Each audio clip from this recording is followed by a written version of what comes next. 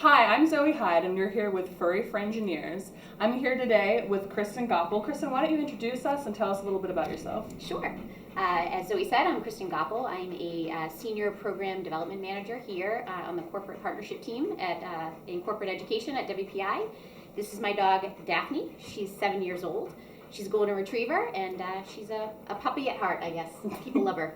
Perfect. And what does Daphne do here at WPI? Daphne just keeps the morale up. Yep, she keeps everyone cheery and happy and provides that much needed little bit of, sunshine on a Friday. Sunshine on a cloudy day, I like that. What kind of engineer are you? I am a chemical engineer. So I spent the early part of my career in product and process engineering, working primarily at med device and biotech companies. I did a little bit of technical consulting as well. So yeah, kind of a mix before I ended up here in academia. Perfect. If you could have a superpower, what would it be? Ooh, superpower. I think I'd like to fly. For sure, because I spent a lot of time Ubering my children around, and I could get places a whole lot faster if I could just fly them there. If you could just pick them up, by the scruff of the neck? Yeah. Wow, fantastic. Based on the personality of Daphne, what kind of engineer do you think she would be? Ooh, Daphne is very good at figuring out how things work. She can open most of the doors in our house, lever doors first, and even sometimes knobs. Okay, that sounds dangerous. When she was a puppy, she figured out how to squeeze through the banisters to get around the puppy gates at the bottom of the stairs. So I think she would be a mechanical engineer. She's very mechanically inclined. Okay, are you abusing Daphne? She seems to be trying to get away from you quite a bit. Potentially. Okay, well, we'll find out later. Okay, well, goodbye. We'll talk to you another day. Daphne, come. Get over here. Come here. Sit. Good girl. You should keep back All on right. the road. Moving on, Daphne. Did you grow up with animals? I did not. I'm allergic to cats, and my mom is not a dog lover. Well, she wasn't a dog lover. She is a dog lover now.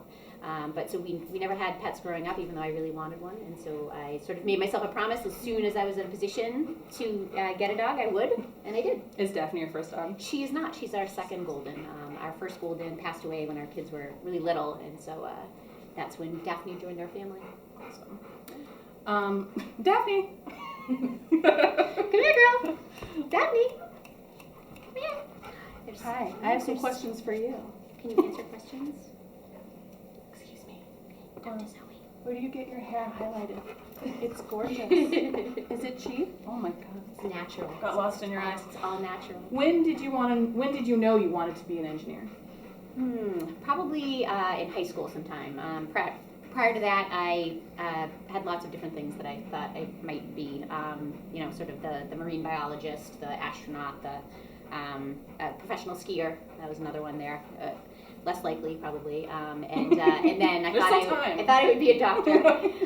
No, there's not time. Okay. My knees. There's not only so many bumps left in my knees. There's maybe time, but not knees. That's right. You know that old saying? Yeah. I believe it was Tolkien that said that. So I think it was, eventually, I have a lot of engineers in my family who do all different kinds of engineering, and so I thought it seemed like a really interesting, creative, interactive career, and so I thought I'd give it a go. So when I started college, I wasn't sure what kind of engineer I wanted to be, but I figured it out probably within the first year that I really liked bringing in some of the life sciences and with engineering, so chemical engineering was it.